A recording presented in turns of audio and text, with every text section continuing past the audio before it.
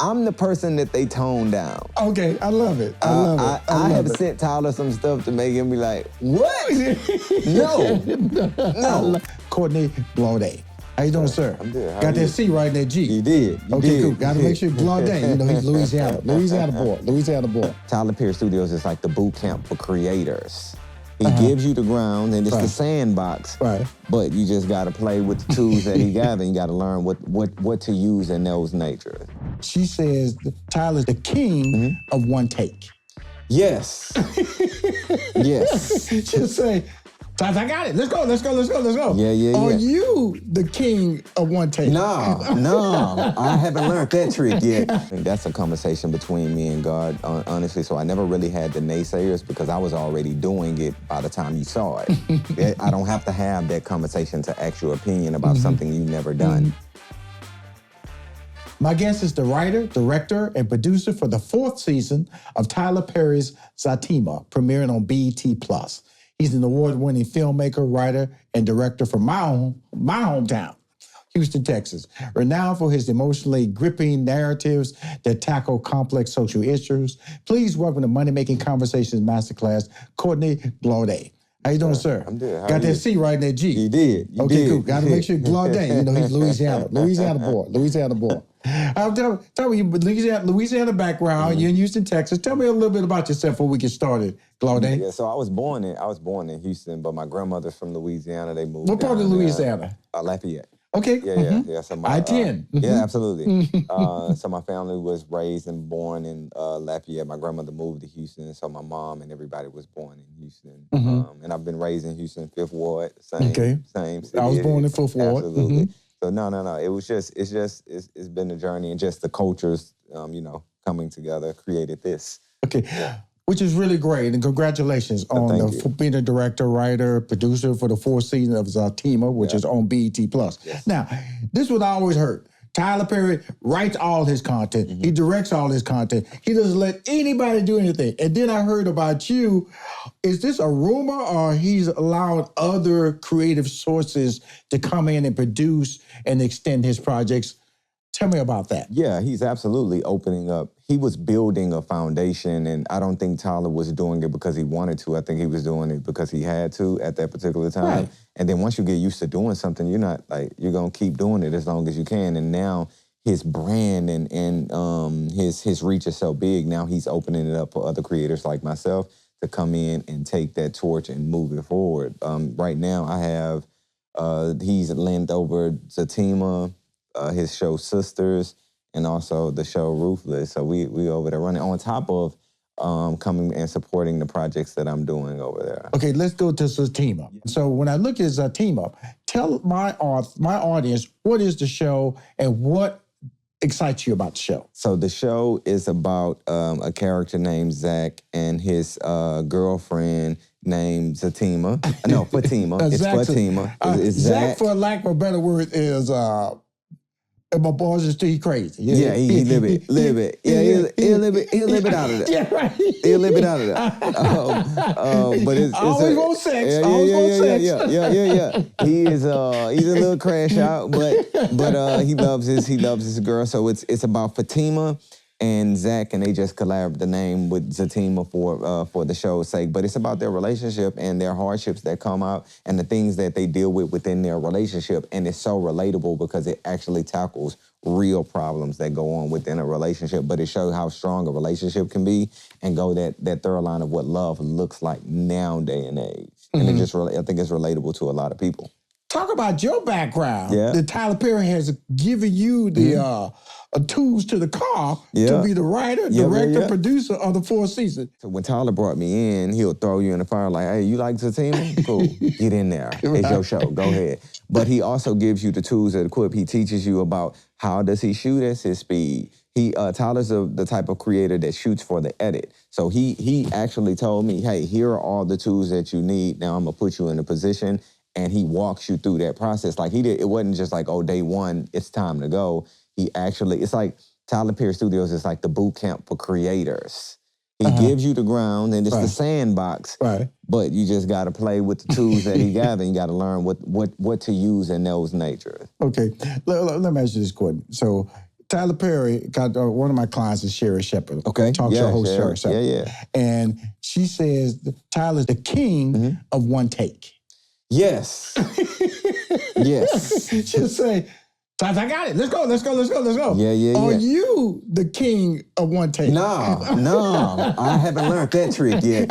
Yeah, I haven't learned that one yet. That's his trick. I haven't learned that trick yet. I know he wants me to because that trick save a lot of money. Right. I ain't learned that trick. I just told him that the other day, like, I ain't quite learned that one yet. I need about 2-3 of them out of me. Yeah. Walk us through the steps of how you set up a scene as a director, because you carrying a lot of hats. You produce it, you write, and you direct it. Walk us through the steps. So for me, when I'm writing, it's a blessing to be a writer-producer, because when I'm writing, I know the shot already because I'm telling the story already in my head.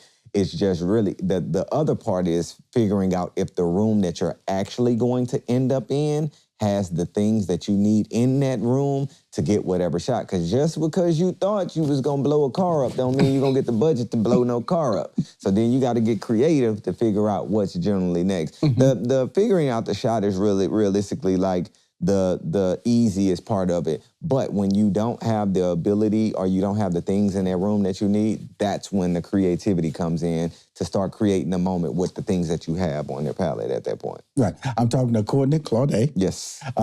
Fourth season. He's the writer, fourth season. He's proud of that fact. Being brought on board in the Tyler Perry empire. Universe, You have a deal, overall deal. Yes. What? To my audience, what does that mean to have the words overall deal? What does that mean? What it means is Tyler has saw something in me to say, hey, I'm going to pay for all your projects. Whatever project you want to do, I'm going to fund the project, and then we're going to take it out to streaming and go sell it to a streamer, whether it's a Netflix, Amazon, Hulu, BET Plus, all of that. So he found something in me to say, hey, I believe in you so much, I'll put the money behind you, which is really, really rare. And it's the first time he's done it. You know, so it's a blessing to me to come in. Thank you, to come in this position to be to have somebody with that experience that has been doing it for so long, to see something in me to start off the next generation of these filmmakers that he wants to be behind. Okay, so that's an overall deal. Yep.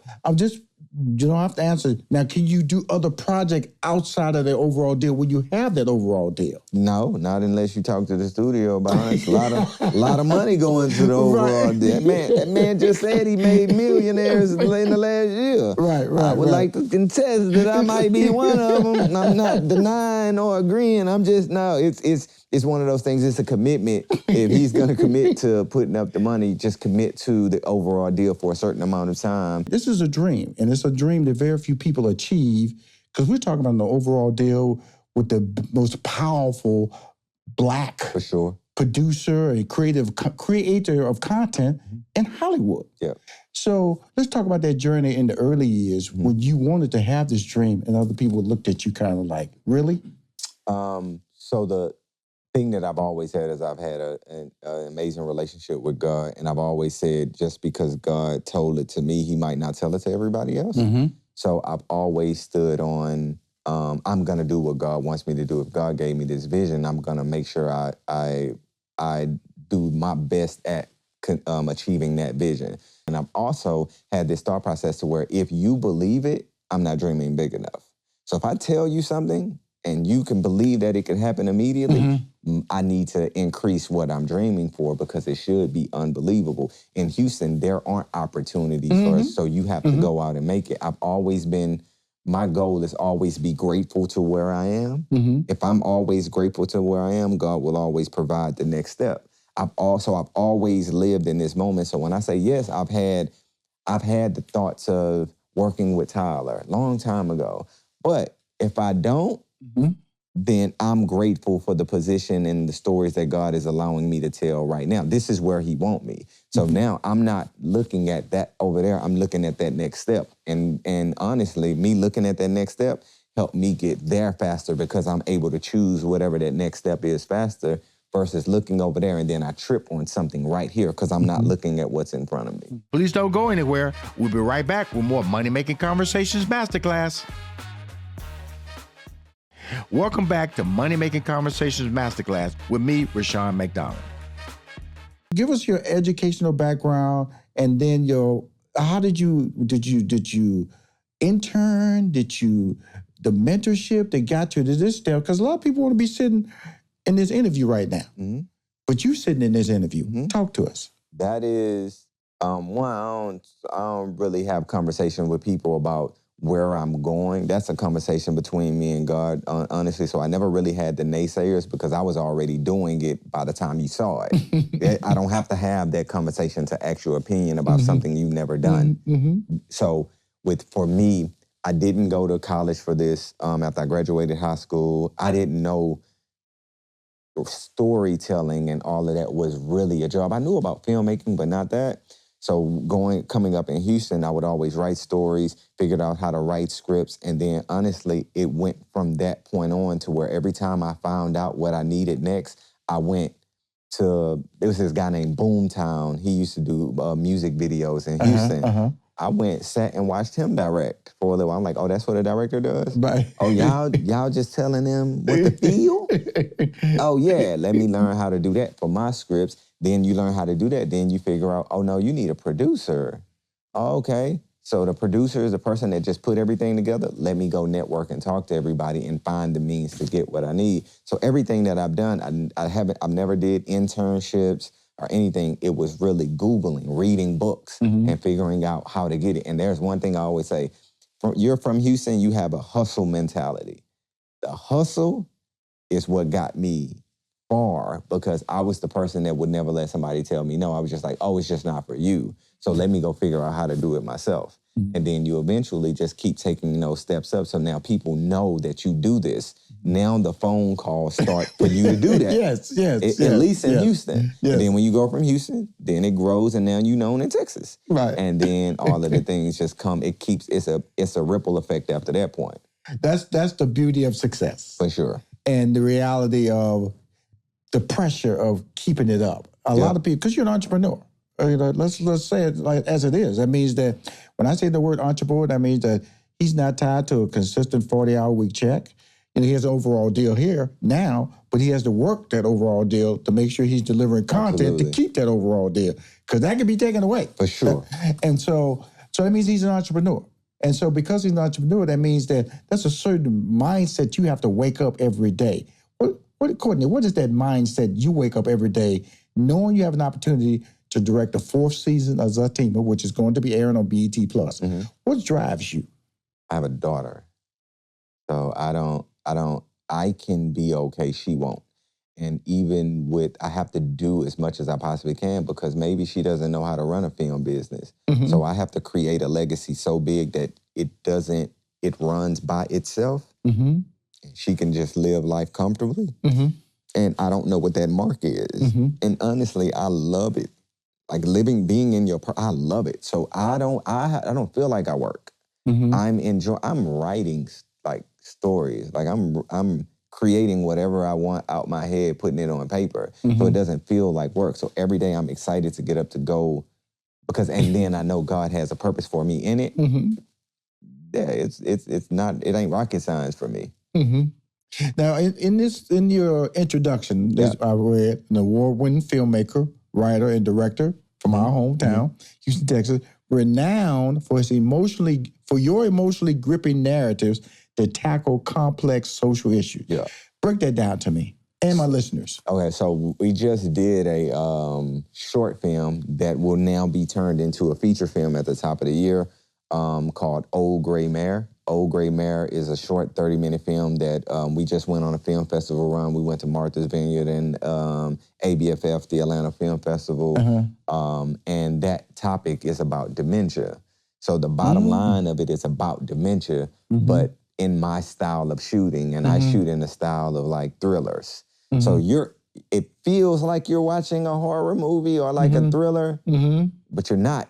This is about dementia. It just feels like that. And those are the topics I like to tackle. I think mental health in our community is really buried and we don't talk about it enough. So I honestly just use the stories that I tell to have an underlying dynamic of something that we as a culture probably need to talk about, but I film it in an entertaining way. Pretty much. Entertainment is the key. Absolutely. So when I look at, because I don't want to get so deep in this interview that we forget why you sitting on this show. For sure. You sitting on this show to talk about the 4th season of Zatima. Yeah. Okay.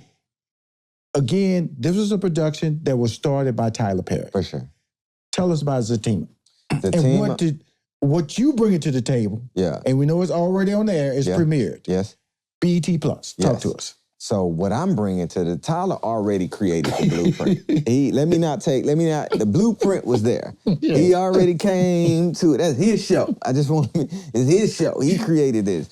But I definitely take it on a totally different roller coaster ride. Okay. It's a lot of ups and downs that comes this season, and even that's possibly coming in the future. And that's the greatest thing about Zatima. He has built this machine that the characters are already, even the cast, I don't have to go on this show and direct. They know the characters already. Mm-hmm. Sometimes they have to correct me, like, Zach wouldn't say that. He would say this, like, yes, that's true. That's true. Fatima wouldn't say this. It's a dance between us, but it's definitely a show that shows. You might say isn't, but Zach says ain't. He ain't. It's things like that. You're right. And also like Zatima is, I think, based in Atlanta. Well, I'm from Houston, so our slang is different. Right, that's what I'm saying. So I might write it and they'll be like, hey, we don't know what that means. Right, So it's always fun to go back and forth with them. But he's just created something that's so solid. It's honestly just taking the pieces and putting it on a different board and just playing the same type of game with them. It's just that I'm a very thriller, heart-trenching kind of director and writer. So it's a lot of things that I don't think the audience is used to, but I definitely think that they'll enjoy it. Let's talk about how the process works. Because it's great having a guy with as many hats as you have, Courtney. How many episodes did you take?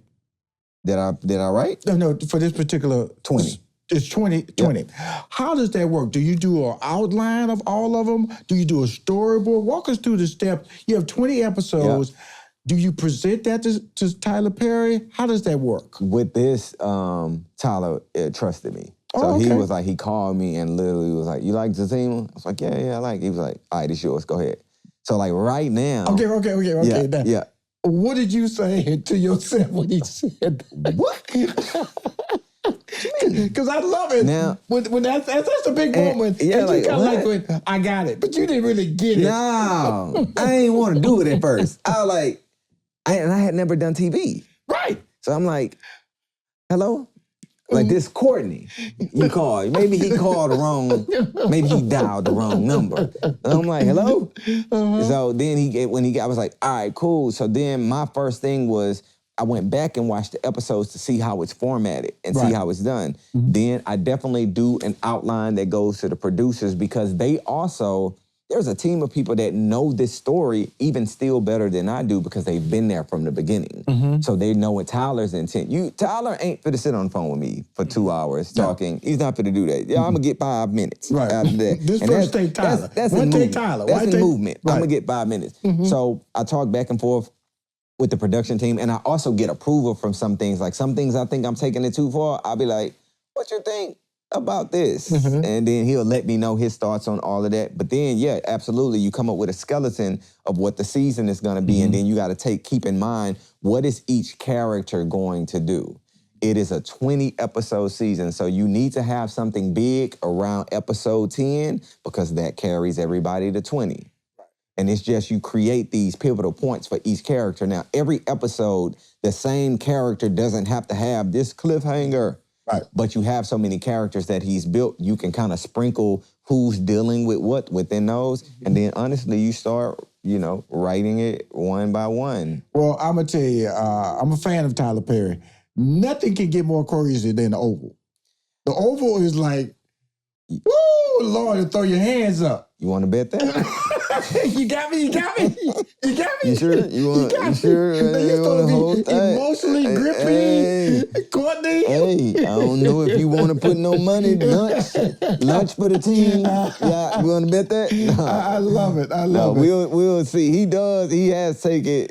I'm the person that they tone down. Okay, I love it. I have sent Tyler some stuff to make him be like, what? No. No, don't do that. I love it. Please don't go anywhere. We'll be right back with more Money Making Conversations Masterclass. Welcome back to Money Making Conversations Masterclass with me, Rushion McDonald. But let's talk about the compound. Okay. You know, Yes. I go to the airport, I see Tyler Perry Studio. Yes. Exit. Yeah, That's how big it's got Absolutely. in Atlanta. Yeah. Describe to us, I've never been on the compound. Okay. So your description to me of what it is going to be new to me. But I know when COVID was happening, he was one of the first production companies to turn around product. For sure. And he does it really fast. I mean, he does A, B, and C shifts. Yeah. You know, the actors can come in, they'd be a project, it might take 6 weeks, it might take a week. With him, the way he does stuff. How does it work? And describe to us the compound of what Tyler Perry Studios looks like and the experience. So Tyler, think of Disneyland for creators. Okay. That's honestly how big it is. And what's so interesting about it's probably not where the actual studio sits. The studio probably sits on a third of what's actually, how much land he actually has. And it's just continuing to build for other creators. But it's like a Disneyland for creators. There's every corner you turn, there's somewhere to be productive at. He has 12 studios that get rented out by Marvel. I think they shot some of Black Panther there. They shot Coming to America there, I believe. So it's one of those. Bad Boys, I believe?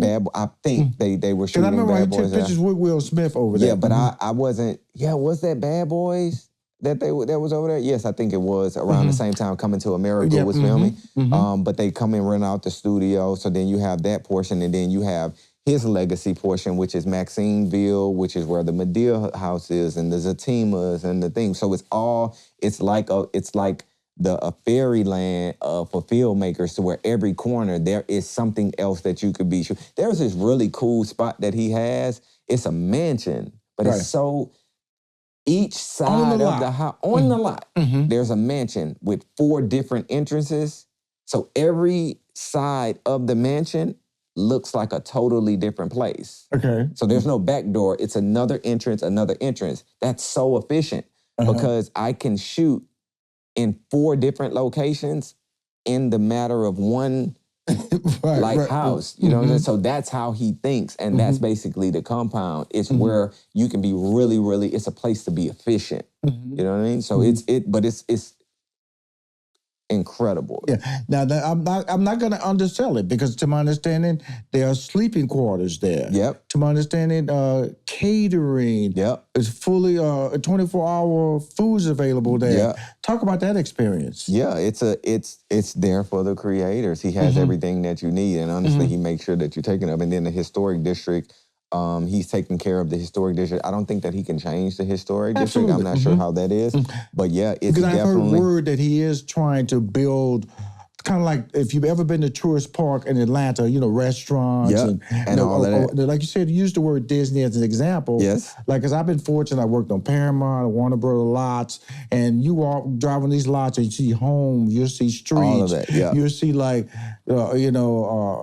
just like blocks. Absolutely. And it'd be like, okay, you can shoot on these blocks. Yep. And it looks like you on a city street. Are you in New York? Right. Or in Paris? Right. It's all of those things, to where he has all the environments that you could possibly think of in walking distance. Okay. So it's now, really cool. Let me ask you this, because I know I want to definitely give credit about when you work with Monique, which was the moment in your career that really put you on the map, correct? Yep, for Talk sure. to us about that. So that was my first project. It was an indie film, but Monique blessed me to be a part of the project, and it came out on BET Plus, and it was the #1 film on BET Plus. And I actually think it still is as of right now. I don't think it's done numbers like, I think it's Tell us the what the biggest project movie. was. It was a movie called The Reading, starring Monique. It was a thriller, and it I think it came out like 2 years ago, and it's still killing the streaming site. So it did good. It did, and it honestly launched me off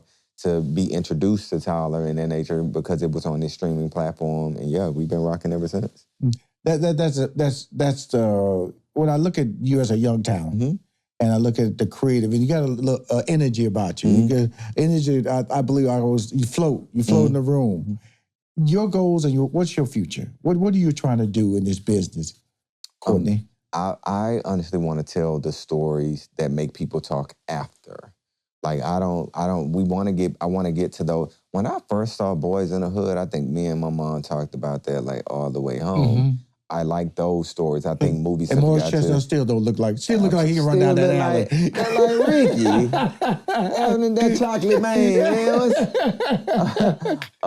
So I'm in this industry. I just want to do compelling things, and I mean that word specifically because I want my films to make people feel something again. I think we've got into the mode to where people are trying to make people laugh, trying to make people scared, but not make people feel anything anymore. I like that. I want people to feel something as if they feel personally attached to the story that's being told. That's my goal as a storyteller. And you're from Houston, Texas. Yes. We talked about the journey and the skepticism. What is it now, my brother? Oh, Houston is love.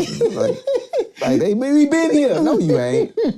No, you ain't. Oh, it's love everywhere you go. And Houston is growing. So even this project, I'm shooting my first feature off of my overall deal this October, and so I'm taking it back to Houston. Congratulations! Yeah, we just got the Texas got the film incentives and all of that. We went from $50 million to $300 million. Yes, that's so the incentives he's talking about, which is inviting movie projects, not just in Georgia alone, now going to Texas as well. I think they changed that. Same in California. A lot of studios are now going back to California, and Georgia's being impacted by that. But the impact of what you're making in the industry cannot be denied, my brother. Thank you. Thank you. You got, like you said earlier, you got that 30-minute project, which was tied to dementia. Yep. That's going to become a full-length movie feature that you're going to start production in January? No, that's the one. That'll probably be next summer. But the one that we're doing, I have one before that. Oh, excuse me? That's going to Houston? Yeah, that's the one that's going to Houston. Okay. Casting. How do you handle casting? So I have a casting director, Clive Davis, and we go through casting directors. But a lot of times, like I cast on my social media sometimes. Oh, okay. Like I will post What's it your on social media? my name. Get it out there now. Yeah, it's my name, Courtney Glaude, everywhere. I keep it simple. I'm not Courtney Dynamic. No, it's my name, Courtney Glaude. But I post a lot of my auditions because I don't think Houston is also used to seeing it. So I just make sure that I get the word out that way.